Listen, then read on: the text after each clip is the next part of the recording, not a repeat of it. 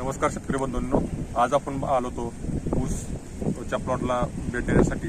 तर आपण या पिकामधील संपूर्ण माहिती जाणून घेणार आहोत. जसं की प्लांट टू प्लांट स्पेसिंग असेल, ऊसाच्या मधील जे अंतर आहे त्याचं स्पेसिंग असेल, प्लांट टू प्लांट अंतर असेल म्हणजे झाडात अंतर असेल, म्हणजे एका दोन ऊसामधील जे अंतर आहे ते अंतर असेल, व त्याचं पहिली आळवणी ते बेसल डोस या सर्वांची आपण माहिती या व्हिडिओमध्ये आपण बघणार आहोत.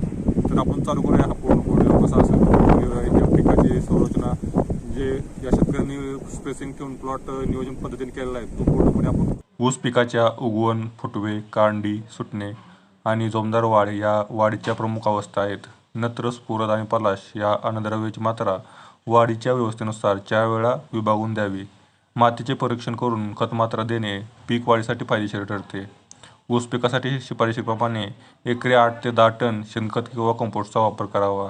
शेणखत किंवा कंपोस्ट उपलब्ध होत नसल्यास ऊस लागवडी अगोदर ताक किंवा यांच्यासारखी हिरवळीची पिके घेऊन जमिनीत काढावीत.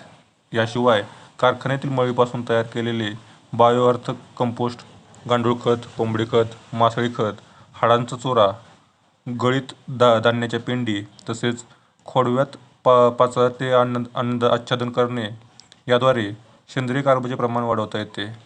ऊस पिकासाठी खतांची योग्य निवड, योग्य मात्रा, योग्य वेळ, खत देण्याची योग्य पद्धत महत्त्वाची आहे. यामुळे पिकांच्या गरजेनुसार अन्नद्रव्ये उपलब्ध होतात.